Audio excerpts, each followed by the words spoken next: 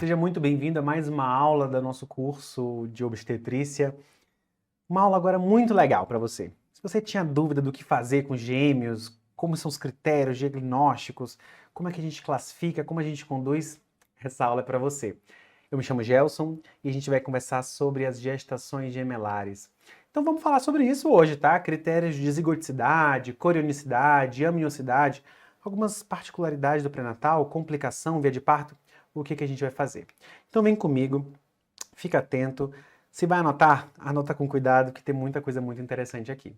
Então olha só, quando a gente pensa na gemelaridade, a primeira pergunta é por que é que eu tenho que estudar isso, né? Bom, primeiro que cai muito na prova, não tem muito jeito, e é isso aí. Mas uma outra coisa é o seguinte, gente, olha só. Tem havido um aumento de incidência de gestações gemelares nos últimos anos. Isso está associado ali à idade materna avançada, que é um fator de risco para a gemelaridade, mas também à utilização de técnicas de reprodução assistida. O postergar da parentalidade tem sido associado à utilização dessas técnicas e por isso assim, é associado um aumento das gestações gemelares. Além disso, essas gestações sempre são consideradas gestações de alto risco. Qual que é o principal risco associado à gemelaridade? Sem dúvida alguma, a prematuridade. De longe é o principal risco, porque a maioria das gestações gemelares acabam sendo interrompidas antes das 37 semanas. Além disso, há um aumento da morbimortalidade materno-fetal. Por quê? Porque essas gestações estão associadas a um aumento de síndromes hipertensivas, a própria restrição do crescimento fetal seletiva, como falamos, prematuridade, trabalho de parto prematuro, mas também aumento de risco de diabetes gestacional, anemia, colestase gravídica, descolamento prematuro de placenta, depressão pós-parto, ou seja, muito maior morbimortalidade materna e fetal está associada à gemelaridade. Aqui uma questão do ABC diz o seguinte, olha só, Gersília é uma paciente de 29 anos, que ao realizar um exame de ultrassonografia obstétrica, ela descobriu que está grávida de gêmeos, olha só. O ultrassonografista disse que ela tem 2 placentas, 2 bolsas, e ela chega no pré-natal querendo saber, opa, e aí, vão ser idênticos ou não? O que você fala para a Gersília quando ela traz esse exame para você? Isso aqui também é um motivo muito importante para a gente assistir essa aula, porque isso é muito recorrente no nosso dia a dia. Então vamos para a classificação? Vamos entender como é que a gente divide essas gestações? Então primeiro nós temos a zigoticidade.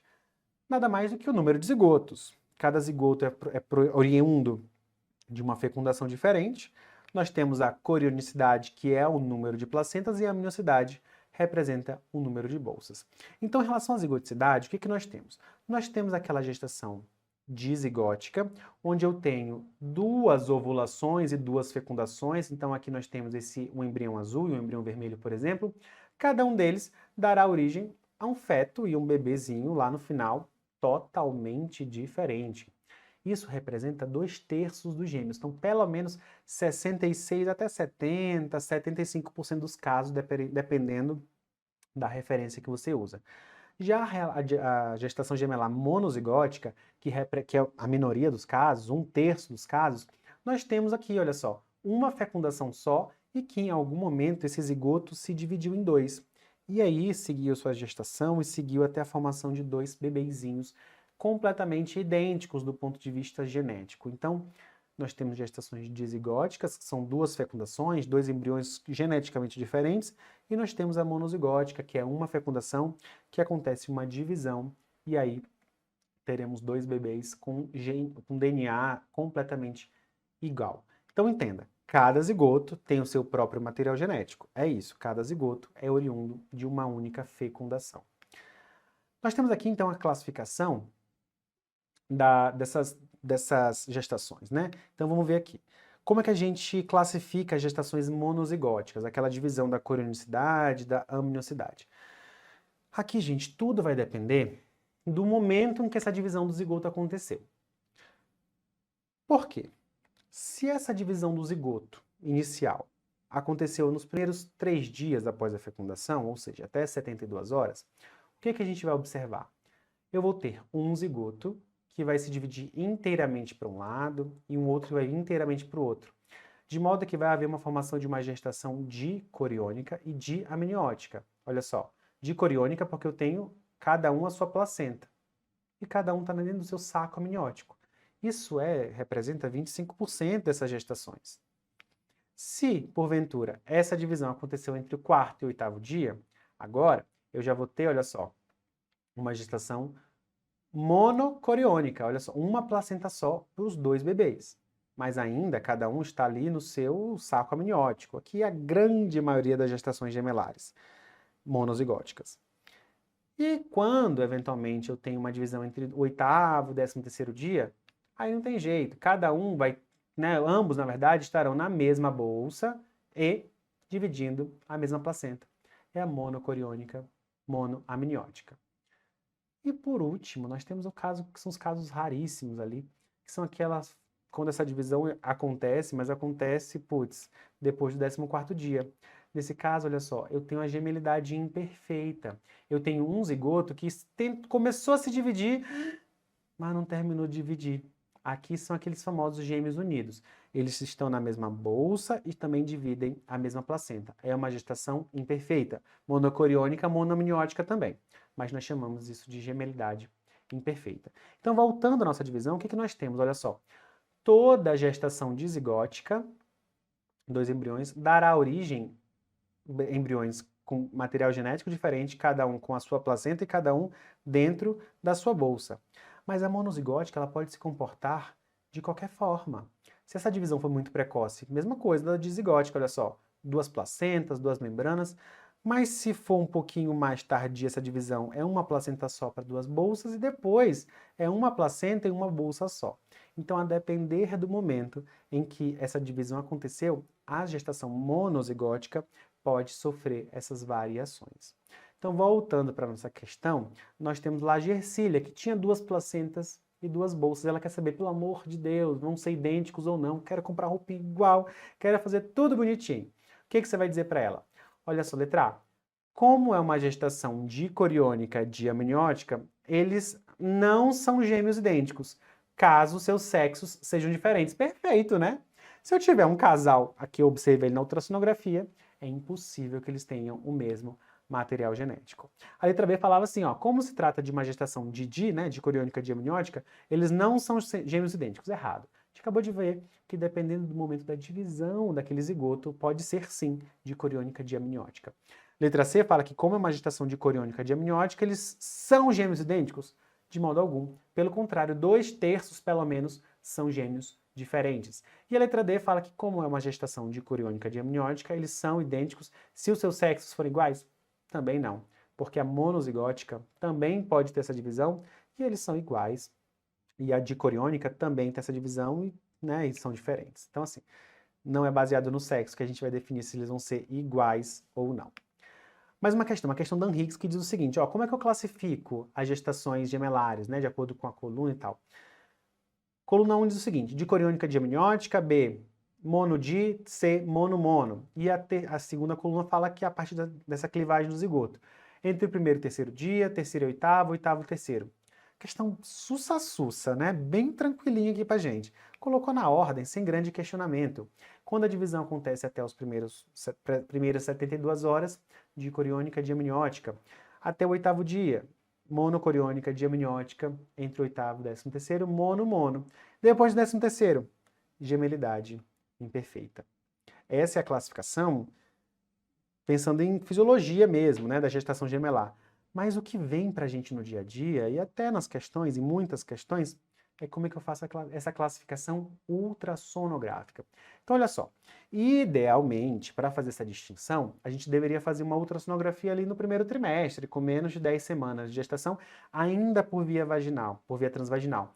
De modo que nessa ultrassonografia, se eu observar, olha só, 2 sacos gestacionais, bom, cada saco gestacional vai dar origem, como a gente viu, a um embrião com a sua placenta, seu saco amniótico. Então, cada saco gestacional tem uma placenta e tem uma membrana amniótica. Então, se eu tenho 2 sacos gestacionais, é uma gestação dicoriônica diamniótica. Se eu tenho, em contrapartida, olha só, um saco gestacional mais 2 sacos amnióticos, essa é uma gestação monocoriônica diamniótica. E por fim, se eu tenho um saco gestacional com um saco amniótico, como eu consigo observar aqui nessa imagem, olha só, um saco gestacional e um saco amniótico, e 2 embriões. É uma gestação mono-mono. Tá, mas não fiz ali com antes de 10 semanas, eu fiz ali entre 10 e 14, na época quase do morfológico de primeiro trimestre. O que que a gente tem? Tem o famoso sinal do lambda. Lambda, que é essa letra grega, parece um Y de cabeça para baixo. Toda vez que eu observo esse lambda, olha só, que essa imagem aqui é uma projeção do córeo entre essas membranas interamnióticas, eu tenho necessariamente um sinal patognomônico de uma gestação gemelar dicoriônica diamniótica. Mas existe um outro sinal, que é o famoso sinal do T, que é aquele sinal onde eu não tenho essa projeção do córeo. Olha só, aqui está a placenta, tem as duas membranas e não tem nenhuma projeção, faz um T mesmo, olha só, nesse momento da divisão. Esse sinal do T é um sinal que mostra que é uma gestação monocoriônica e diamniótica. Eu tenho 2 sacos amnióticos. É importante a gente saber isso. Olha só, na USP em 2019, eles trouxeram para a gente uma imagem ultrassonográfica e queria que a gente dissesse qual que é a representação esquemática dessa imagem. Então isso aqui, olha só. Eu tenho um saco gestacional aqui, um saco gestacional aqui, certo? Tenho 2 sacos gestacionais. Desse modo, qual que é a imagem abaixo? A letra A, olha só, eu vejo que é uma placenta só e 2 sacos amnióticos. Então é uma monocoriônica diamniótica. Letra B, eu tenho gêmeos unidos. Gêmeos unidos é mono-mono, não tem o que discutir. Na letra C, eu tenho uma placenta aqui, separação, outra placenta aqui. É isso aqui, gente. É uma gestação dicoriônica diamniótica. Tá, entendi lá antes de 10, 10 e 14, mas e após as 14 semanas? O que é que eu faço? Bom, eu vou poder diferenciar em alguns cenários e algumas condições. Se eu tiver sexos diferentes, não tem dúvida. Sem dúvida alguma aqui é dicoriônica, porque tem uns zigotos diferentes. Ou ainda placentas bem separadas. Às vezes a gente faz ultrassom e a gente observa uma placenta anterior, na porção anterior do útero, e a outra bem longe, lá na porção posterior do útero. Então uma placenta em cima, outra embaixo. Placentas bem separadas. Aqui não tem dúvida. É dicoriônica diamniótica. Agora, se eu não consigo distinguir, gente, não tem jeito. Eu vou chamar essa gestação de uma gestação de massa placentária única. E aqui eu vou ter que conduzir esse caso como monocoriônica. Eu não vou assumir o risco, tá? Por quê? A corionicidade é um fator prognóstico para gestações gemelares. É isso que a gente tem que entender também. Olha só, a questão da Santa Casa ficou 2032, né? Daqui a alguns anos a gente faz essa questão. É 2023.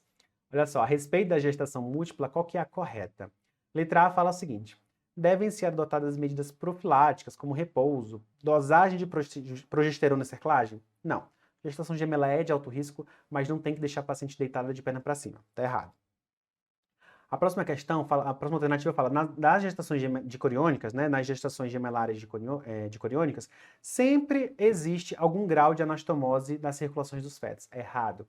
Essas anastomoses entre os fetos só acontecem nas monocoriônicas, quando eles estão na mesma placenta. Senão, não acontece não. A próxima diz, na síndrome de transfusão feto-fetal, ela é uma complicação das gestações múltiplas dicoriônicas decorrente do desequilíbrio das comunicações vasculares entre os fetos. De fato, a síndrome de transfusão, ela acontece por esse desequilíbrio, mas ela não acontece nas gestações dicoriônicas. É uma complicação exclusiva da monocorionicidade. Letra C. A corionicidade é determinada por ultrassonografia lá no primeiro trimestre da gestação. O do lambda, que é a projeção do córeo na membrana amniótica que divide as bolsas, representa uma dicoriônica e o sinal do T, monocoriônica. É isso, a gente acabou de falar sobre isso. E a letra D fala que o óbito de um dos fetos nas gestações dicoriônicas impõe a necessidade de monitorização da coagulação por risco de coagulopatia. Não tem nada a ver. Existe maior risco de óbito mesmo, mas não tem que ficar usando coagulação da mãe para ver se ela vai fazer uma CVD. Não, eu faço monitorização clínica apenas. É uma conduta expectante, segue com o bebê que seguiu vivo ali, beleza? Bom, aqui eu trouxe para vocês nessa parte particularidades do pré-natal. O que é diferente? Eu não vou falar sobre pré-natal de modo algum aqui, né, de forma completa, só trouxe o que é diferente. Então, sobre as consultas na gestação gemelar, olha só, na dicoriônica, que é uma gestação que tem um prognóstico melhor, cada feto recebe o seu sangue, não tem briga entre eles, eu posso fazer um atendimento mensal ali até 28 semanas. Depois quinzenal, de 28 a 34, depois semanal a partir de 34. Isso aqui é o que recomenda a Febrasgo, é o que recomenda o Ministério da Saúde, Pode acontecer algumas pequenas variações de semana, vocês vão ver que eventualmente um ou outro autor pode falar, não, começa semanal depois de 35 ou 36. Pode ter umas pequenas variações, mas no grosso é isso. Mensal até 28, quinzenal de 28 a 34 e semanal a partir de 34. Nas monocoriônicas, que tem mais complicação associada, eu preciso ver mais de perto. Então mensal é só até 16. Depois 15 em 15, 15 em 15, 15 em 15 e semanal também a partir de 34 semanas. Essa é uma distinção muito importante em relação aos fetos únicos. Acerca da nutrição / suplementação nessas gestações, a gente sabe que essa gestante tem uma necessidade calórica maior. É claro, são 2 bebês ali se desenvolvendo. Então, minimamente, ela necessita de uma suplementação de pelo menos 300 quilocalorias a mais em comparação a de fetos únicos. Aqui, a nossa suplementação de ferro deve ser feita desde o começo. A partir do primeiro trimestre, eu já começo ferro elementar, pelo menos 40 mg por dia, e depois eu dobro a dose, porque ela está sob maior risco de anemia. Também prescrevo cálcio e vitamina D, porque isso é muito importante para ela. E a atenção em relação aos exames muda um pouquinho aqui. Como ela tem mais risco de anemia, eu doso a hemoglobina dela mensalmente, assim como a urocultura, porque ela também tem maior risco de bacteriúria, também de infecção urinária. E o streptococo, que no feto único eu colheria de 35 a 37, aqui eu colho com 32, porque ela tem mais risco de parto prematuro, de trabalho de parto prematuro. Então eu adianto um pouco essa coleta, porque se ela entrar em trabalho de parto, pelo menos eu tenho que saber se tem strepto positivo ou não. Então essas são algumas coisas de diferenças ali nas condutas do pré-natal. Seguindo ainda com ele, como é que a gente faz para datar essa gravidez, caso eventualmente eu não saiba a data da última menstruação ou está divergente? Eu faço uma ultrassonografia. E claro, tenho 2 bebês, por exemplo, nessa imagem, nós temos 2 fetos aqui, né? Um aqui e outro aqui. Então eu vou medir os 2 bebês e eu vou considerar o comprimento cabeça-nádegas do maior feto. Considera o maior feto, e é com essa idade gestacional do maior que eu levaria a gestação. Por quê? Porque em alguns casos existe a restrição seletiva precoce, né? Então, se eu tenho um feto que já é pequenininho desde sempre, eu meço ele, considero o seu tamanho, eu penso, putz, às vezes eu estou subestimando a idade gestacional, porque só era um bebê pequeno. Então, eu considero a idade gestacional do maior feto. Lá naquele morfológico de primeiro trimestre, para fazer o cálculo de aneuploidias, nos parâmetros que a gente avalia, é a translucência nucal. Lembra disso?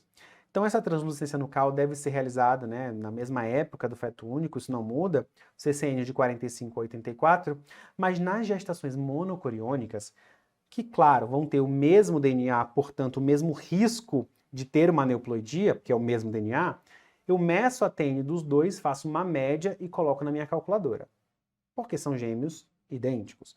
Agora, se são gêmeos com uma gestação dicoriônica, eu não consigo afirmar com certeza que são gêmeos idênticos ou não, porque lembra, dependendo do momento da divisão, pode ser que sejam idênticos ou não. Nesse caso, cada feto terá o seu risco individual. Eu pego o TN de um, faço o cálculo, pego o TN de outro, faço o cálculo, e aí eu digo qual que é o valor desse risco. Agora, exceção, presta atenção. Se eu fiz uma FIV, uma técnica de reprodução assistida, implantei um embrião só, e essa paciente engravidou, e depois eu descubro que são 2 numa gestação dicoriônica, aí eu vou fazer a média da TN, porque eu sei que são fetos com o mesmo DNA. Mas isso é uma exceção. Se eu não souber, eu não sei, não tem como saber agora. Eu faço uma TN individual de cada um deles. Olha só, continuando. Como é que então a rotina de ultrassom aqui no nosso pré-natal dessa gestação gemelar? Nas dicoriônicas, ali entre 11 e 13 semanas, a gente vai fazer uma ultrassonografia que ajuda na datação, também avalio a corionicidade, porque eu posso ver sinal do lambda, sinal do T. Também nessa fase que a gente faz lá o rastreio de aneuploidias, que é o morfológico de primeiro trimestre. O próximo exame que deve ser feito são ultrassonografias mensais.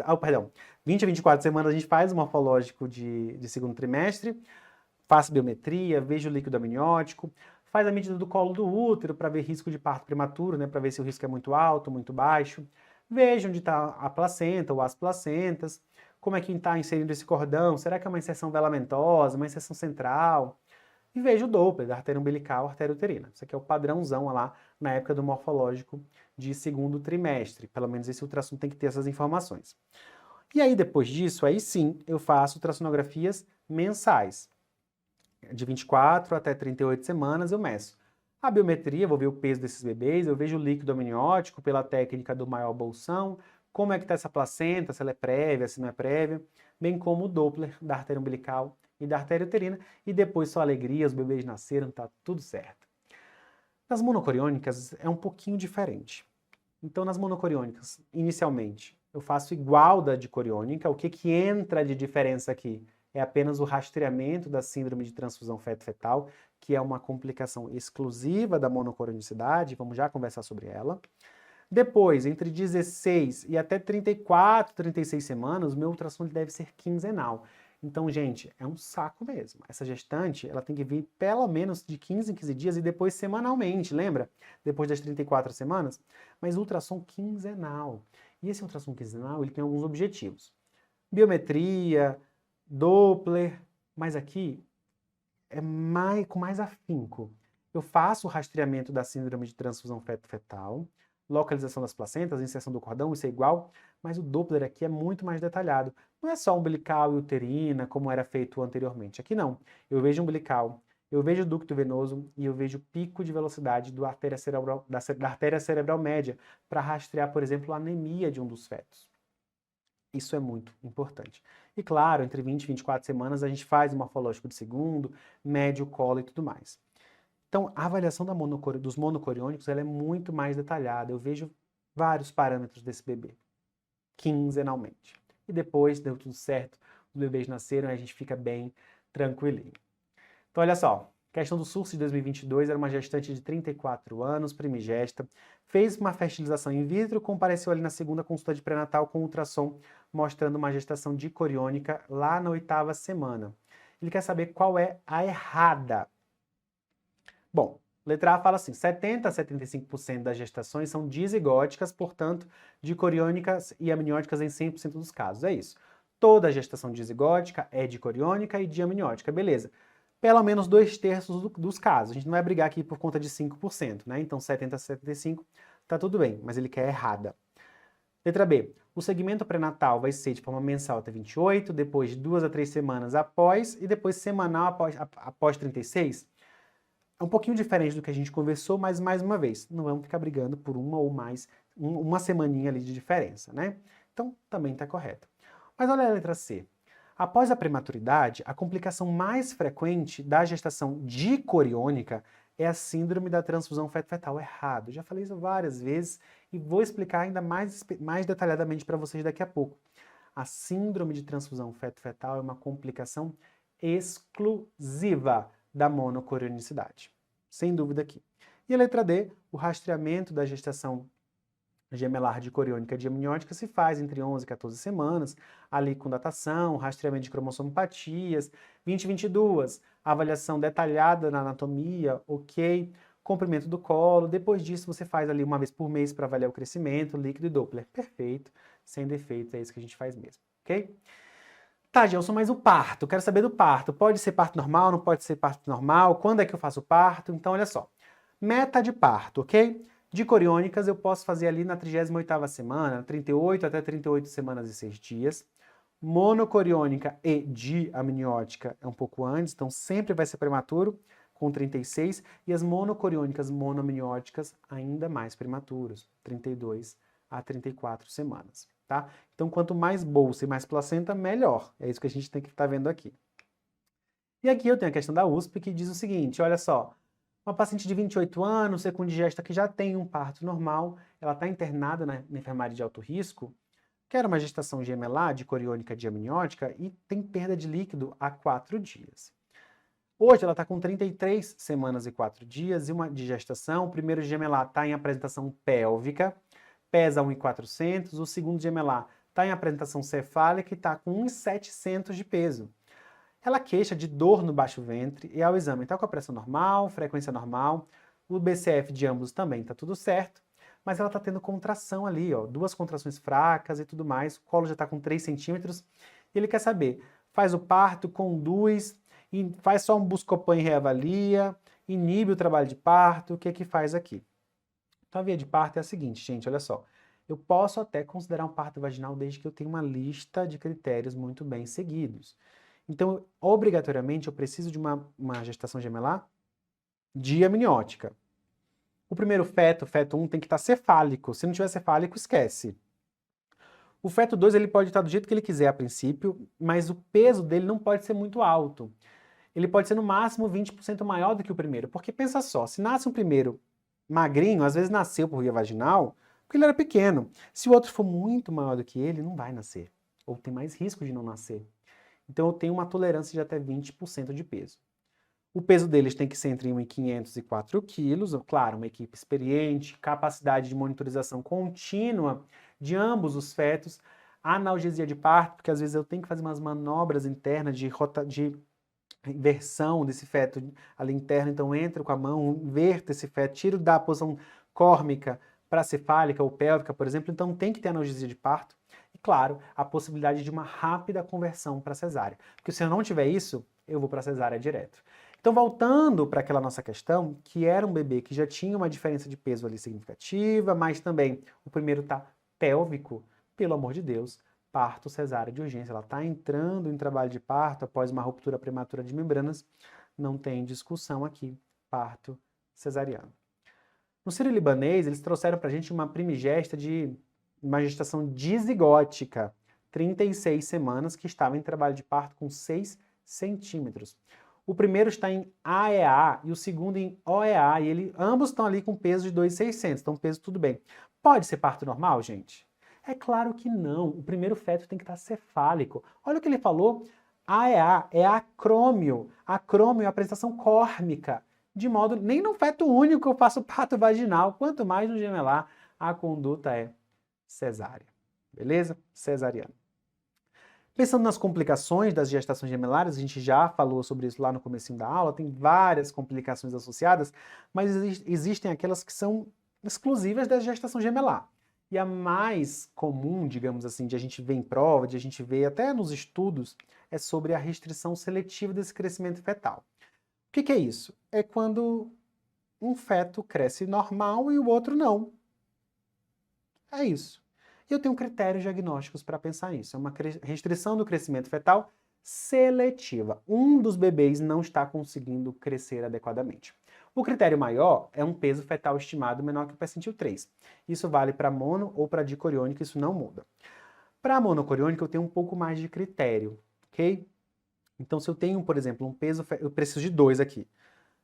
Peso fetal estimado menor do que o percentil 10, uma diferença dos pesos fetais maior do que 25%, ou ainda um Doppler da artéria umbilical maior do que o percentil 95, por último, um CA, uma circunferência abdominal menor do que o percentil 10. Então são 4 itens que, se eu tiver pelo menos 2 deles, eu fecho o diagnóstico de restrição seletiva do crescimento. Na dicoriônica é igual, a única coisa que eu tiro é o CA. Por quê? Porque eles quiseram assim, foi um consenso que foi feito entre vários especialistas, eles tiraram o CA, sem grandes explicações do porquê. Então é isso. Na monocoriônica eu tenho esses 4, escolho 2, e na dicoriônica eu tenho, iguais, só tiro o CA e também preciso de 2. Para a gente ver essa diferença entre os pesos fetais, eu pego nada mais, fórmula matemática bem tranquila, né? Peso do maior menos peso do menor e divido do peso do maior, e aí vou ver qual que é o percentual de diferença entre esses pesos. A partir dessa classificação, ou melhor, desse diagnóstico, eu vou ter a classificação de Grata-Coss. Nós temos uma restrição do crescimento fetal seletiva tipo 1, quando fecho os critérios diagnósticos, mas também eu tenho uma artéria umbilical com diástole presente, olha só, bem bonita, uma onda bonita de diástole, tá tudo ótimo. Tipo 2, já o cenário não está muito legal, olha só, já tem uma onda umbilical, artéria umbilical com diástole 0, perceba que eu tenho a interrupção desse fluxo aqui. Então, diástole 0, ou ainda diástole reversa de forma persistente. Faço o Doppler, está sempre 0 ou sempre reversa. E a tipo 3 é quando existe uma intermitência, uma oscilação entre essas ondas. Eu tenho a sístole, e aqui eu tenho diástole reversa, reversa, reversa, mas depois ficou presente, aqui ficou baixinha, quase 0. Então existe uma oscilação.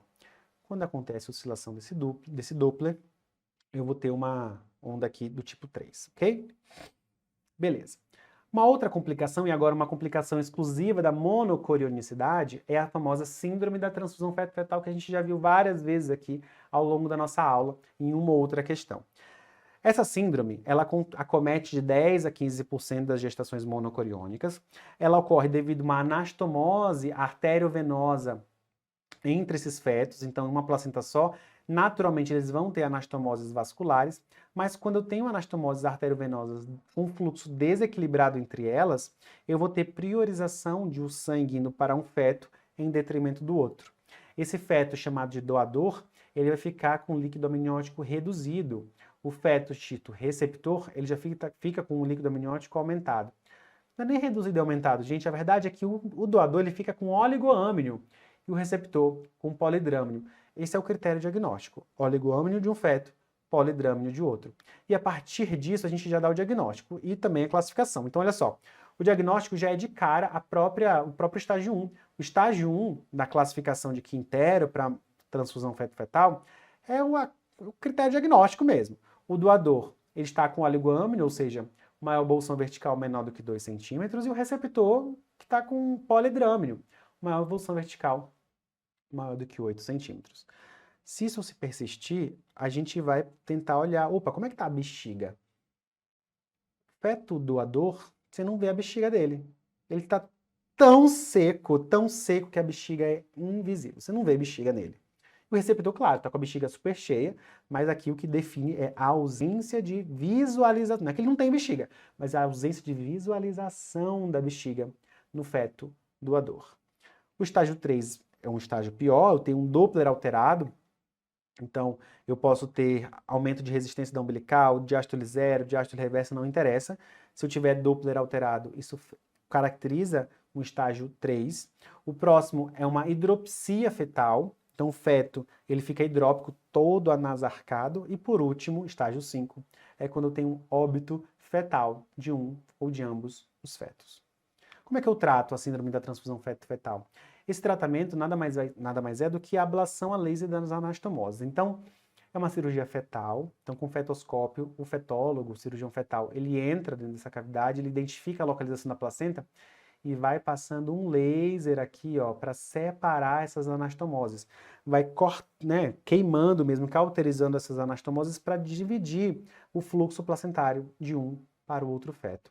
Então, uma ablação a laser dessas anastomoses. É uma cirurgia de altíssima complexidade, depende de alta experiência desse profissional, que infelizmente não é muito disponível na nossa sociedade ainda.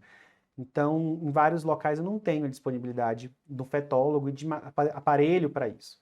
A conduta paliativa seria a amniodrenagem paliativa, e nos países em que isso é permitido, o feticídio terapêutico também pode ser feito sobre o feto doador. Isso pode acontecer, não no Brasil, mas fora do Brasil isso é realizado sim.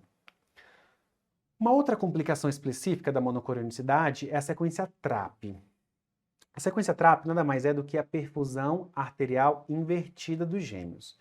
O que acontece? Eu tenho uma gestação gemelar monocoriônica, onde um dos fetos, por fatores que a gente não sabe muito bem, ele acaba recebendo um fluxo sanguíneo que prioriza os seus membros inferiores, isso lá desde a organogênese. O que isso proporciona? Isso leva a uma redução, uma hipoplasia do desenvolvimento mesmo, do coração, e por isso que ele é chamado de acárdico, mas também de membros superiores. Então ele não tem braços, ele não tem cabeça, ou ele tem só um polo cefálico muito pequeno, mas assim, não desenvolve mesmo. Aqui nós temos uma anastomose artério-arterial calibrosa. Nessa anastomose artério-arterial calibrosa, o sangue do feto normal, ele começa a passar dele para o feto acárdico. Então a gente chama esse feto de feto bomba, porque ele bombeia o sangue dele, passa para a placenta, mas também por conta das anastomoses, volta ali para o feto acárdico. Então tem uma função perfusão arterial invertida. Porque vamos lembrar que o fluxo no feto ele vem pela veia umbilical. Nesse caso, está chegando nesse outro embrião, nesse outro feto, pela artéria umbilical. Então é por isso que a perfusão arterial invertida. Isso aqui é letal, ok? Isso aqui nem é considerado um feto viável de jeito nenhum. Tanto é assim que o tratamento é a ligadura endoscópica. Entra-se com o fetoscópio, vai lá nesse ponto do feto acárdico e faz uma ligadura endoscópica, uma coagulação a laser ou até embolização umbilical com álcool absoluto para interromper mesmo. esse fluxo de modo que o outro feto bomba, ele consiga sobreviver adequadamente, ok? Isso é um cenário de muita gravidade, é muito, muito raro, mas de muita gravidade também, quando identificado e não tratado adequadamente. Aqui uma questão pra gente, uma questão longa, mas interessante da gente perceber. IANSP 2020. Aqui eu tenho uma grávida com 27 semanas. Ela vem na consulta trazendo uma ultrassonografia que era compatível com uma gestação gemelar monocoriônica, uma placenta anterior, grau 0. E olha só, feto 1.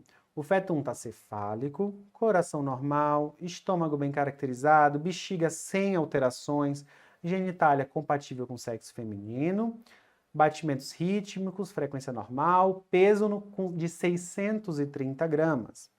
O líquido amniótico ali, avaliado pela medida do maior bolsão, também normal.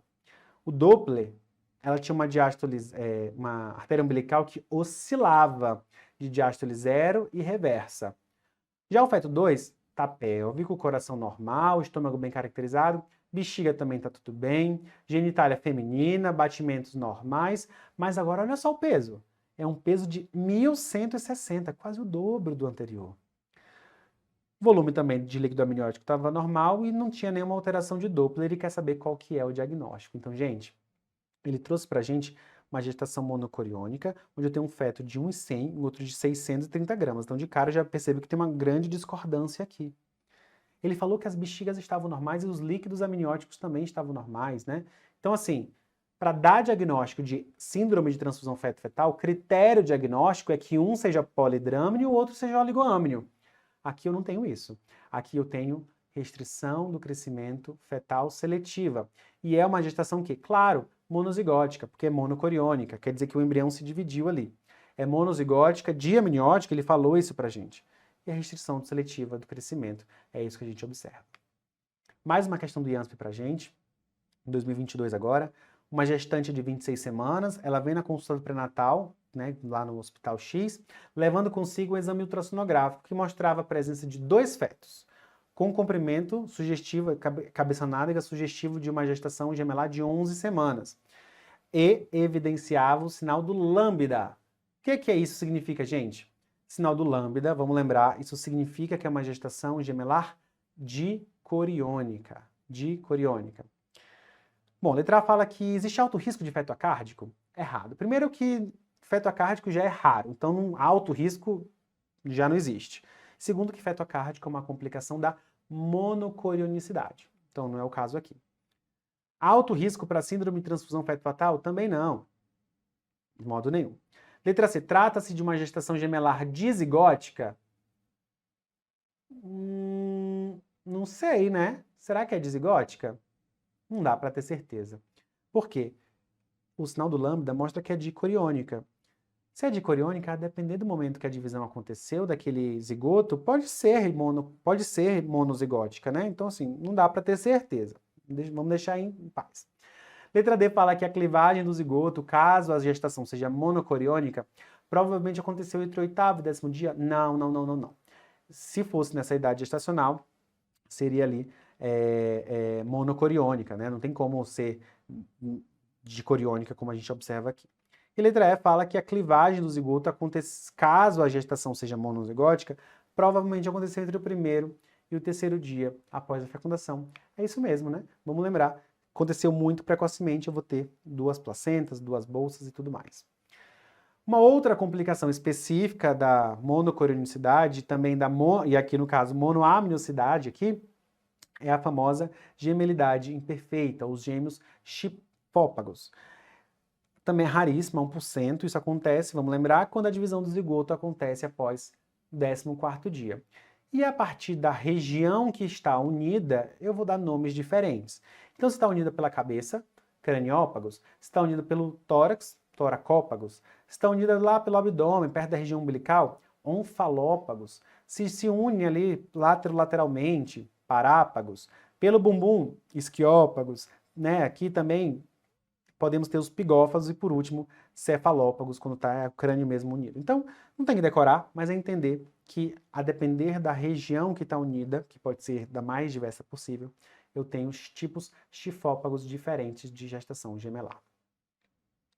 Aqui uma gestante traz um exame morfológico, olha só, no segundo trimestre, que mostrava uma gestação gemelar com gêmeos tóraco-falópagos. Então unia tórax unido e a região umbilical também, tóraco-falópagos. O que a gente pode afirmar desse cenário? Bom, gêmeos unidos sempre estão na mesma placenta e na mesma bolsa. É isso, gente. Sempre estão na mesma placenta e na mesma bolsa. Quando é que essa divisão desse zigoto aconteceu? Com certeza, lá depois do 12º, 13º, 14º dias de fecundação.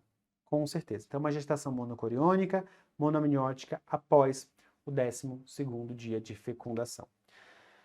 Uma outra complicação que pode ocorrer também, essa questão aqui, essa imagem é muito interessante, até para explicar para você por que a gente faz o parto mais precocemente.